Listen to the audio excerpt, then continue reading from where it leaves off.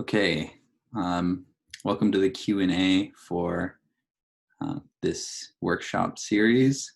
I'm going to start out by critiquing whatever people have posted in the Slack, which I think is just Frida's comp, and then I'll open up to questions. So let's see, share my screen here. Okay. So this is Frida's comp here, and it's just the Eiffel Tower, and there's a different sky comped in. Looks great, definitely accomplished the assignment for sure. I'm just going to talk a little bit about the ways that we could tweak this. The first thing that I'm going to note is she brought up in the Slack that the resolution was really small, and I'm not exactly sure what happened with that, but if you're looking at the information on a picture here on Mac, you can see the dimensions, and good dimensions. The standard nowadays is 1920 by 1080, which is pretty big. This is 275 by 183, so that's why it's low resolution. Working at higher resolutions gives you a little bit more flexibility. So just when you're searching for images online, let's see,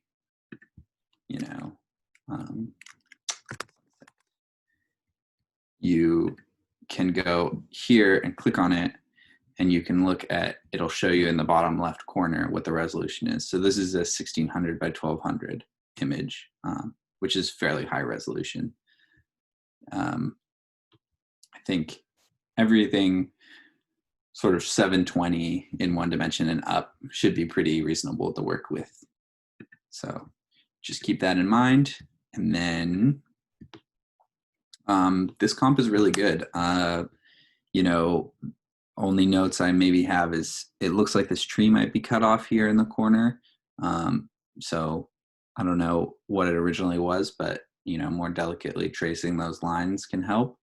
And then you may be able to use a hue saturation value effect or a curve effect on this layer to sort of make this a little bit more pink bluish like the sky, and it would feel a little bit more connected. But overall, really good. I noticed that it's called Comp 1, so naming was done right. And yeah, cool. Good to see that you got something out of it. Let's see. Go back to Zoom here. Let's see. Has anybody got any questions? Open it up. You can just ask them in the chat if you want. I've got the Slack open here too, if you'd rather do that. Yo, where do you find good images for sky replacements, actually? Other than just like questionably stealing images off of Google. Yeah, so you want to find stuff that is, legal to use, I'm assuming. Google is pretty good, but you can always just search for stock. Shutterstock is a great website. Sometimes I'll get stuff from places like Pond5, but those are usually paid. Free stock, unfortunately, is a little bit hot, like hit and miss. But if you just Google free stock photos here, I'm gonna share my screen again. You'll find a bunch of different websites like this. Pixabay and Pexels I'm familiar with. I haven't seen this one, but there's also Media Commons, I believe that's what it's called. No, it's Wikimedia Commons. That's what I'm thinking of.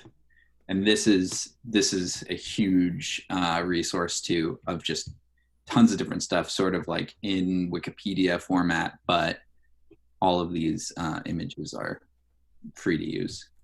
So these are good. Okay, that's interesting. So let's see if there's some images. Yeah, so there's some good files on here too. Let's see if Getty has some good stuff. I've done this all the time for personal projects. You really just want to find.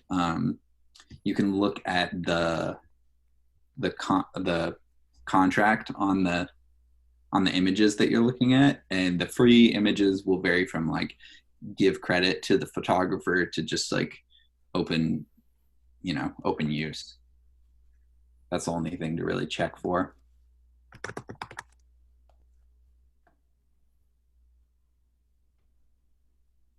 Yeah, so these are, of course, Getty Images is great because it's, very professional. Tons of people out there. Um, if you're into photography, I really recommend kind of like creating your own personal stock um, folder, basically. Like, just sometimes go out and try to take a good picture of a sunset or whatever, pictures of your neighborhood. Just practice photography and then stick them in a folder, stuff that you like. Try to keep it sort of organized, and then that's great because it's all your own photography and you never have to worry about giving credit to it or anything. Okay.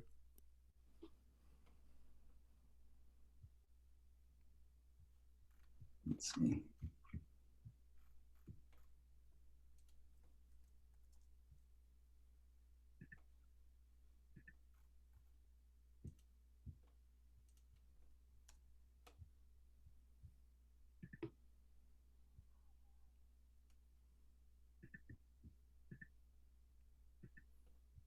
Hmm. My internet's trash. Oh jeez. Okay, can't even load the page. Whatever.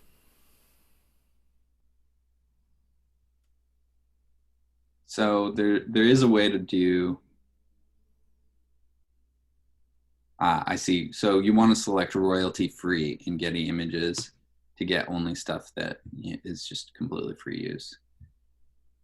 It looks like, and Getty's got great stuff, like tons and tons of things on here. Um,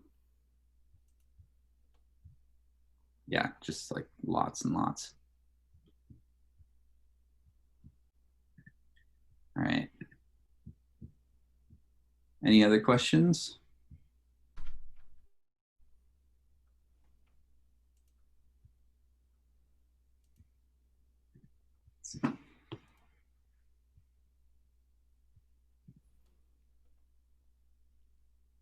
So I guess another question that I have is on the topic of some sort of key replacement. Is sometimes when you're working with cheaper cameras, what I run into is you have an overblown window because you're trying to expose for the interior. Have you ever tried doing some sort of background replacement for that? Because every time I've tried, it kind of is dissatisfying. Let me show you. Do I even have it? Oh, it might not even be uploaded because SATV didn't like it. Okay, whatever. Yeah, if you have an example of a picture, if you can find something like what you're talking about, I think I know. It's where like everything's kind of washed out, right? So the Yeah. green doesn't come through very well. So um, that kind of thing can be really tricky to work around. Typically, that's something that you would really want to make sure you get right on set if you're doing a green screen shoot. Is like, sometimes you even can do.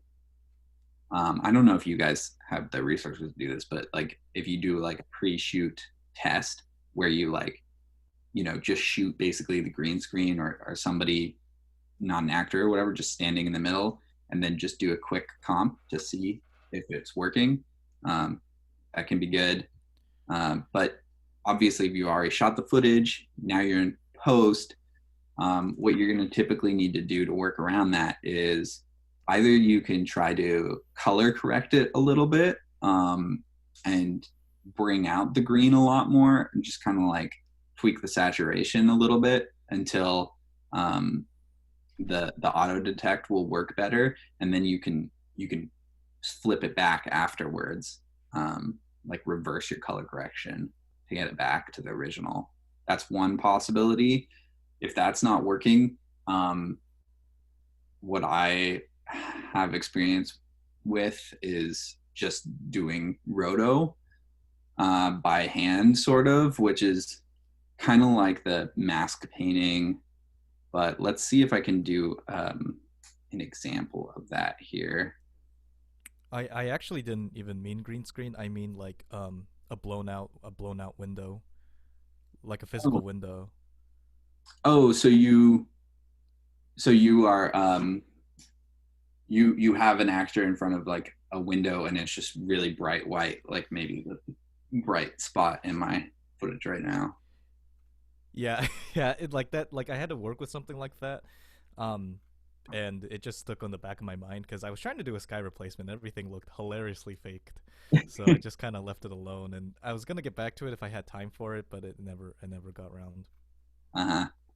Um, yeah, so if you have something blown out, that's more of like a technical shooting question because again, if you watched my first video, it's you want to try and get like high dynamic range footage if possible, to try and prevent that stuff because once you have high dynamic range, it'll actually capture the depth of the light in those windows, which is awesome. And then you can just there's like a certain type of color correction where you pick a white point, you pick a black point, and then it sort of fixes things for you. And you can do that if you pick like the bright spot on the light, it'll it'll sort of fix it for you. That's kind of the best I can give you without footage to work with. Have you ever tried like inserting like a sky or like some sort of like city background image or another video in like some sort of like blown window just to kind of see if it doesn't look like the sun is just 2 feet away from the window or something? Yeah, you can definitely do that. Yeah, it can be a little tricky, and that might actually be Rob is going to do more tutorials next week, and think I guess I can't promise anything that he's going Okay. to, but he may have some techniques that could be used to do something like that. Um, I would say that you know for a shot like that, I would probably try to 3D track the whole scene and then like slap in a fake window where the real window is. But there's a lot of stuff involved with that. Like you're gonna have to be able to, you know, either by painting a mask, or there is like a smart roto in After Effects, which maybe I'll go over if I have time. But like you're gonna have to try and like cut out, the actor or whatever is in front of the window, and then like 3D track an image basically onto the window. It's doable, but it'll take some comping time. Okay. Yeah, it's really good to like try and think about stuff like that in pre-production. Like if you want to do post-production stuff and get kind of tricky with it, thinking about you know like even if it's just we're going to tweak this shot so that this person doesn't actually cross over the window, right? That would help you a ton because then you wouldn't have to like roto out somebody. um, that can really help.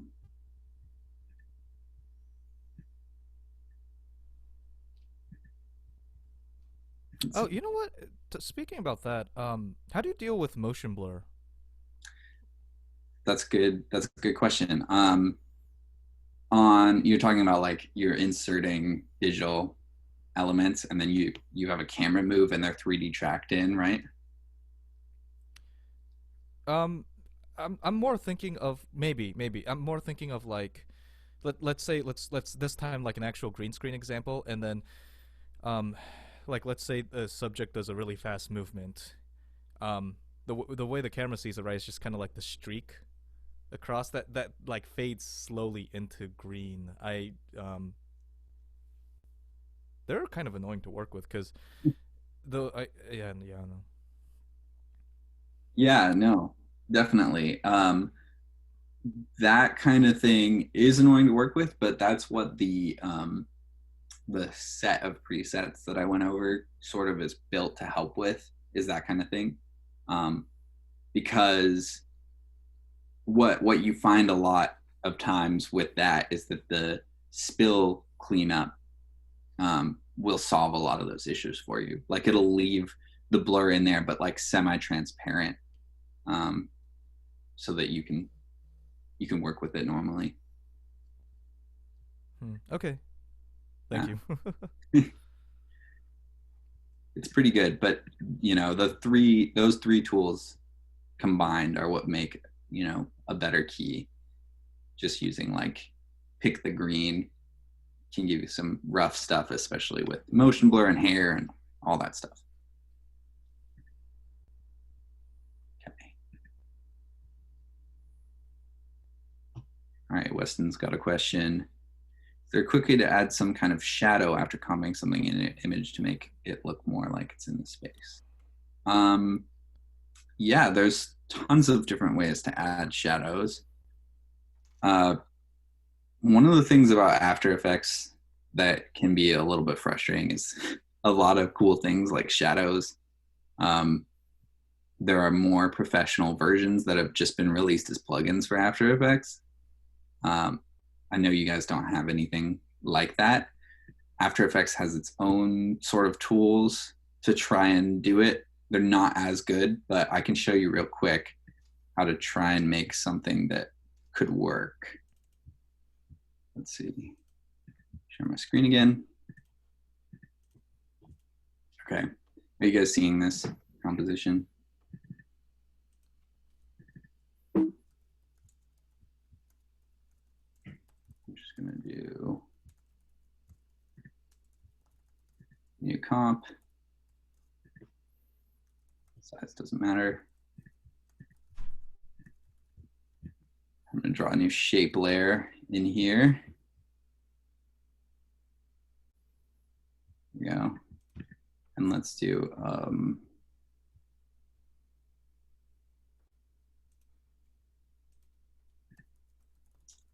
just like a solid white in the background. Now, I just want this gray box to sort of like have a shadow now. So I can go into effects and boom, there's all sorts of things. Perspective, drop shadow is probably what you want. So I'm just gonna drag that onto this guy. And let's see, should have already made one.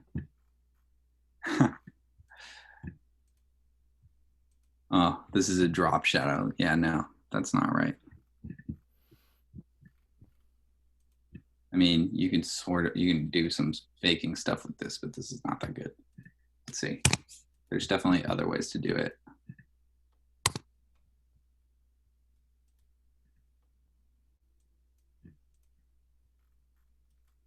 This might be better. Bevel and shadow. No, again, that's drop shadow. You can make your own if you really need to. Like you can copy this layer and then just do a heavy blur on it, kind of. Maybe do a fill first, because if we wanted just black, so I'd grab a fill effect, put that on, make it almost black, and then you can do something like a corner pin. This is pretty hacky,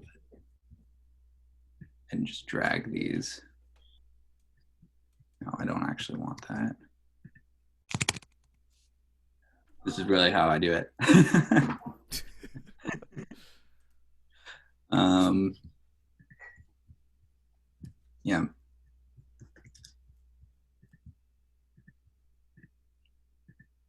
Grab the rectangle path. Actually, I'm going to convert this to a Bezier path, which is a little easier to work with. There you go. Now I can just select one of these vertices, maybe like just manually lay it down. This is super hacky, but that kind of looks like a shadow. So I'm going to drop this layer behind the other one. Boom. Now there's a shadow in there. And I'm just going to blur it. I'm just going to do a CC fastbox blur now.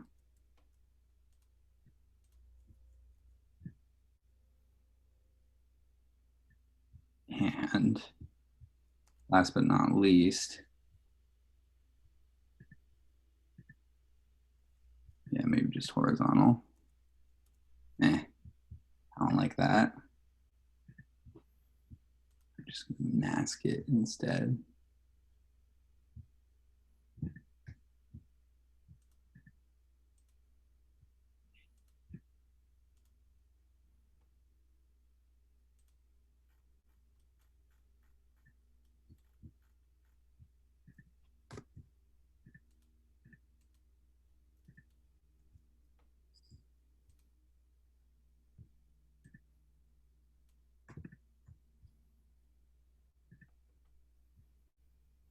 All right, I'm pre-comping this so I can get my mask to work the way I want.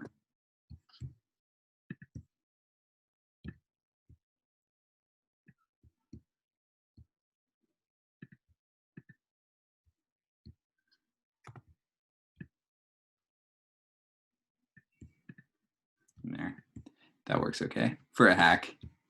Oh, that mask is gross. Now I'm just getting into this. But if you guys have any other questions, definitely ask them now. Okay, something like that. There you go. That's okay for a quick hack. Maybe a little too blurry on that. So I might come in here, maybe turn it to 7 or something. Yeah, that's better.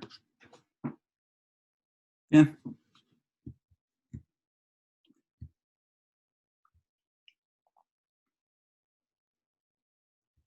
That's a quick way to do a shadow on a still image. The cool thing about this, though, is that if you like, here, let me actually, if I pre-comp this shape layer, right? And then I create a new comp with this comp.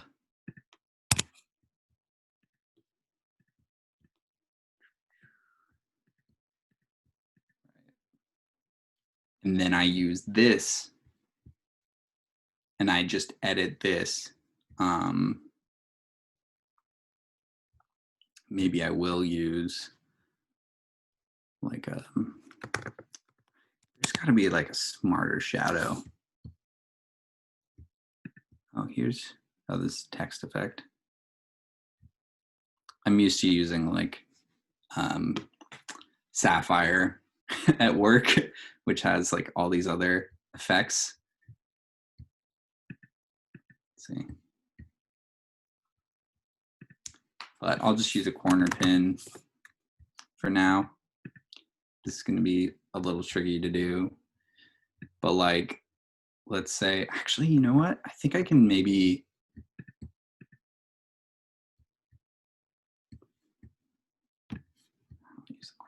okay. I'm going to take this.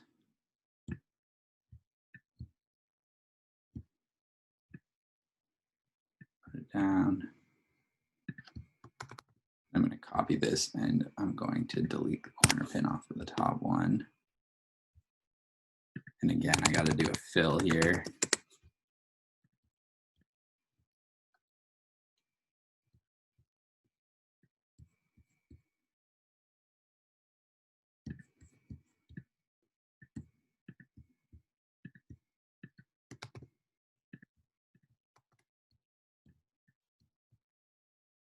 Sorry for my computer being so bogus.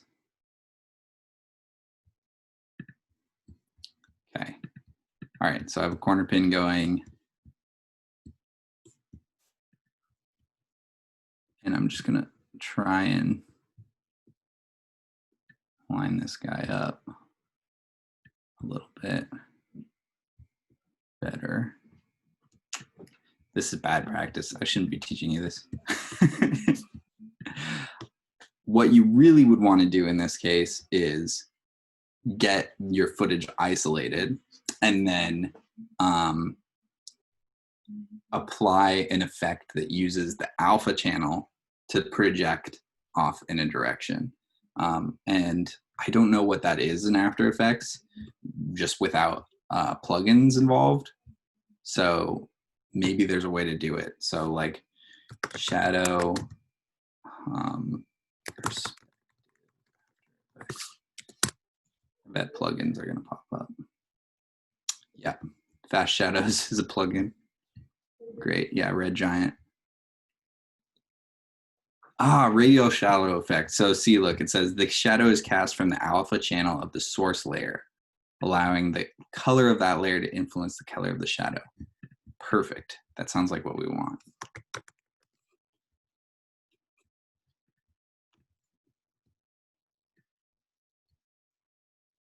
Yeah. Get rid of this corner pin. Shadow color, black. Light source, awesome. So yeah, you can pick a light source on this one. Yeah, this is what we want.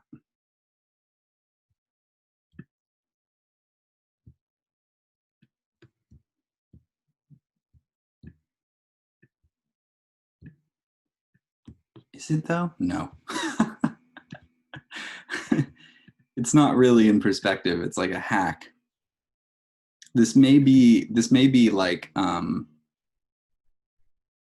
I mean, I guess you could use something like this or a drop shadow if the shot is like flat on and there's a wall behind them. But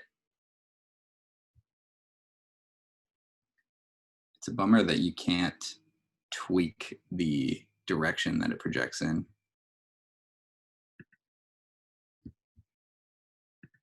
Let's see. Okay.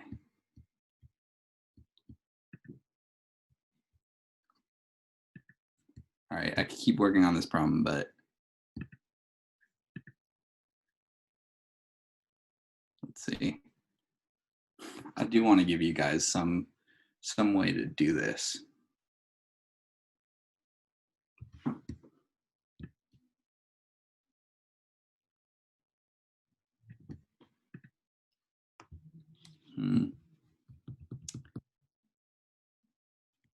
Other than buying Red Giant, which you don't want to do because it's really expensive. Plugins are way too expensive for After Effects.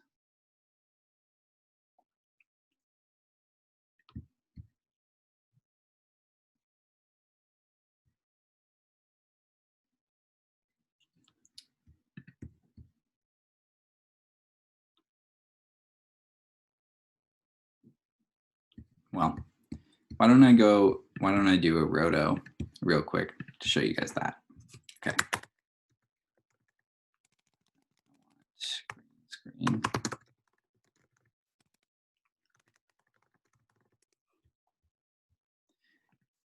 Okay.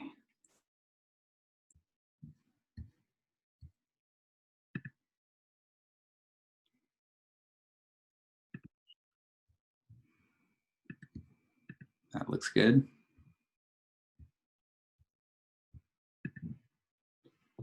So this is, I'm going to download this green screen footage, but the technique I'm going to show you works for other backgrounds too, like black backgrounds or white backgrounds.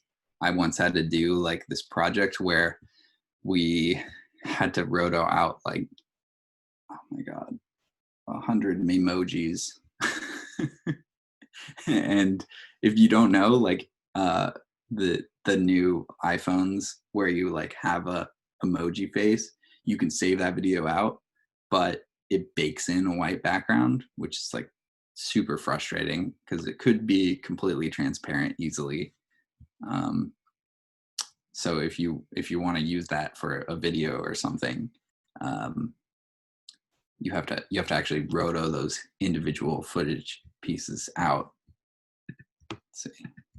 So I'm going to do that real quick.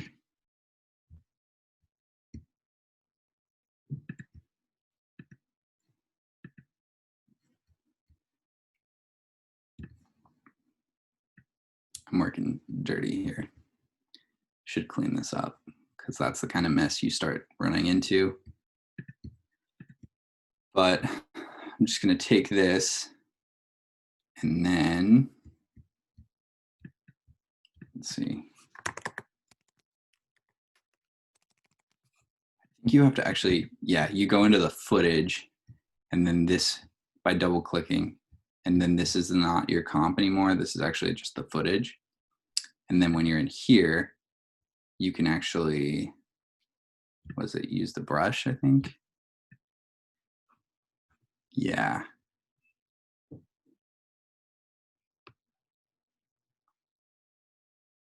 Layer panel. I have to remember where this is.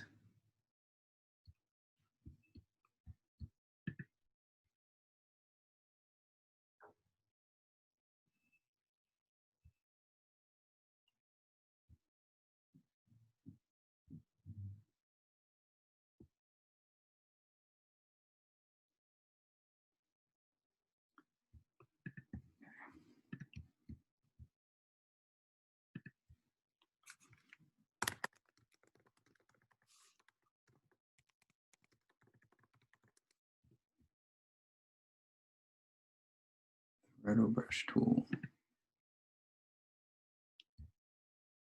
Where is it? Oh, it's this one.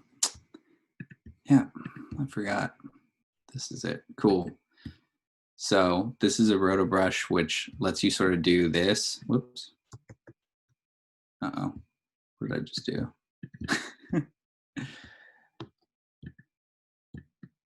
Yeah. Roto brush tool. You create like a roto brush effect on the image, and you should be able to just draw out here. If this ever works.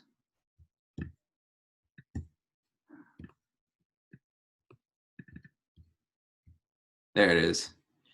Yeah, you want to see this little like green line, and then you draw around the subject until this little like pink line that shows up kind of just goes around her. So you can see now it's tracing her outline on the right side here. I'm going to draw a line on the left too. And there's a little bit of an issue with that line, so I'm going to undo that. Draw a couple more. My computer is not happy because this is pretty power intensive. And all right, that's rough, but just to show you how it works, it creates this little like keyframe in the timeline here. And then if you try to just solve it forward, I believe you have to do it here. Let's see.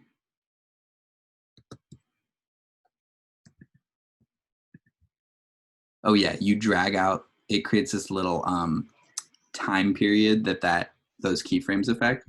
So you drag this way out to the end, and then when you scrub through here at the bottom, it'll try to solve this roto for you automatically based off of the lines that you drew. This is pretty useful. It's a little less precise than using the keying tools. So it's better to use a green screen. But if you're in like some emergency situation like I was, where you have all this footage and you realize, oh man, we didn't do the right thing on set, and now everybody's on this black background or this background that, you know, isn't what we want. This roto tool will do some work for sure. Okay, my computer's freaking out. So I did this backwards. You should be able to see that. Let's see. Yeah, I did it backwards. There's two ways to do it. You can either draw around the subject or on the subject, but you have to, the default is draw on the subject. So you have to invert in the settings here. And there you go. There's your hacky roto.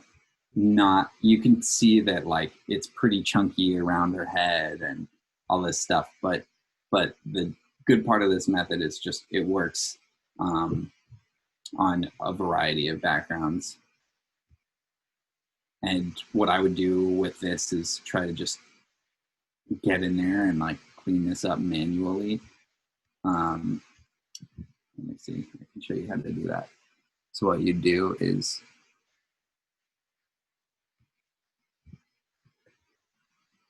there's some way to like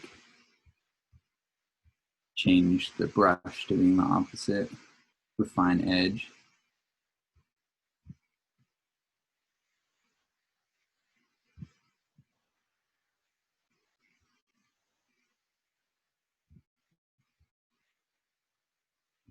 Yeah, I haven't used this in a while, but that's the basic gist of it.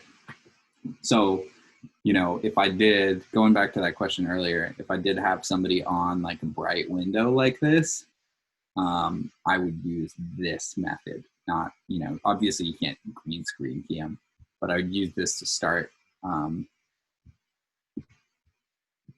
try to get a little bit of a transparency so I can comp something in behind the actor.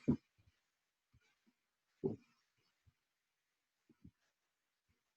Hopefully that's a little more help. Just kind of wanted to give you another little tip since it doesn't seem there are that many questions. Any more questions, you guys?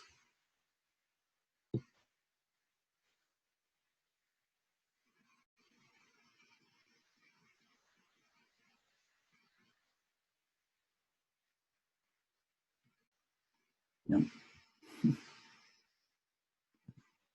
Okay, so maybe let's take a look at some resources that you guys can check out here. Honestly, I would say if you want to learn After Effects fast on your own, there's two things that I would do.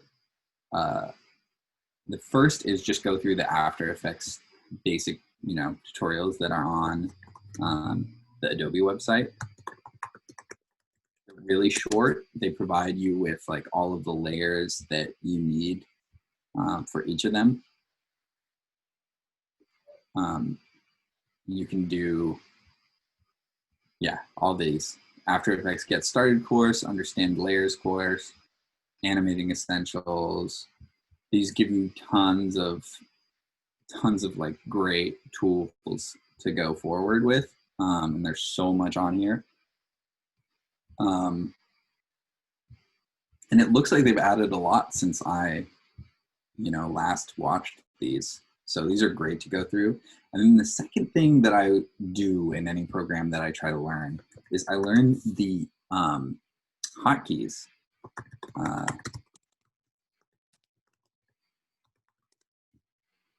So let's see. Yeah, there's a huge list, I believe here. Yes, on this that is just shortcuts and shortcuts and shortcuts. And when I first was learning After Effects, the first thing I did is I just went through all of these, did the shortcut, tried to figure out how to do it in the way that they want you to use it.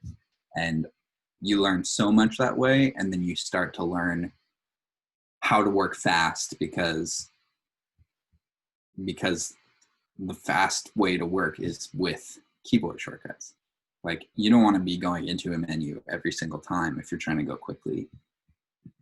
I know that's what I was doing here. But I normally do motion graphics stuff. So I'm a little bit slower when it comes to the comping and VFX work. But like, I know tons of different things. Like, let's see, if I make a new solid layer here, right? Let's put that behind her. And I'm going to shrink it this. Actually, no, I'm just going to say, like, we want this white background to pop on out at this time code. This time code is completely crazy because it's based off the source, but I'm just going to select this and I do option bracket to move this layer to the time that I'm at here. That's one example. Something that I use all the time, right? Like, normally it would be the other way around. Like, oh, I have my effect going here and I want this footage to start later. Like, option bracket. Hey Dylan, do you intend to share your screen with this? Oh, am I not screen sharing right now? No. Oh, thanks for letting me know. No problem. Yeah, I did intend to share my screen. Here we go. Okay. So option bracket does this. Boom. It jumps the layer to where, I have selected. On footage, it trims it. There's another way to do this. Yeah. You can do option bracket in the other direction. Anyway, let me go back to the keyboard shortcuts page because this is this is important. So yeah, stuff like Command A, Select All, or Control A if you're working on a PC, like that kind of thing, you end up using all the time. And if you just practice with using these shortcuts, you're just going to be so fast using After Effects. These are also like separated into sections, which is great. So for instance, tools, activating tools, you're going to use V all the time because you want to be able to use your selection tools. So like, for instance, I'm in my comp and man, my computer's really broken. And I've got my comp going. And I just want to like select my layer. Let's see if it actually works.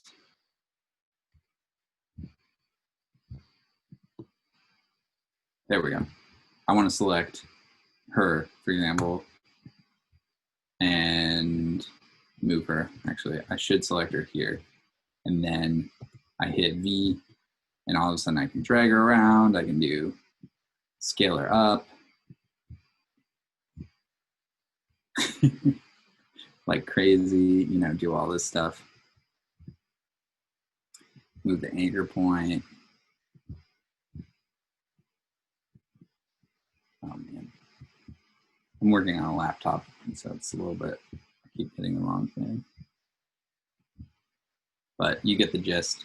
So then you can switch to hand tool with H, and then suddenly you're just panning around your scene, right?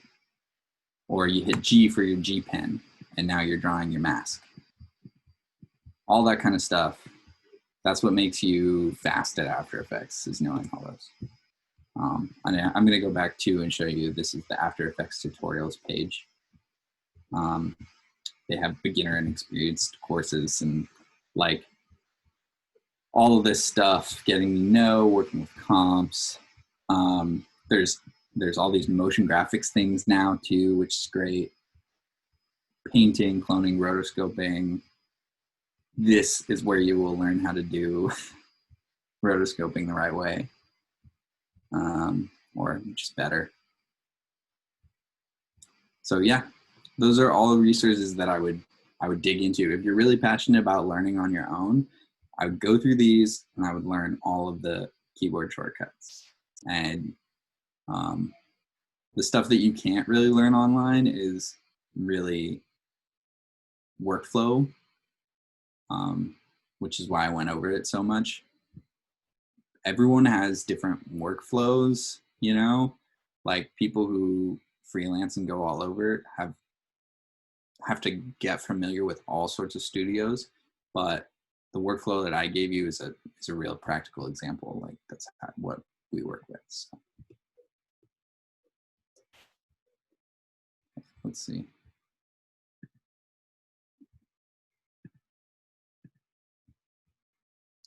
No more questions? All right, we only have 10 minutes left here. So I'm gonna probably end it early unless somebody has any more last minute cues. I mean, it can be about anything too. It doesn't have to be related to the tutorials, or you can ask me about my job or, you know, my coworkers or anything. All right. Well, thanks for joining in anyway, guys. I hope you learned something and feel a little bit more comfortable with After Effects going into next week. I think Prob is going to give you a little bit more of some technical stuff. So I would look forward to that if you're starting to get excited. Let's see.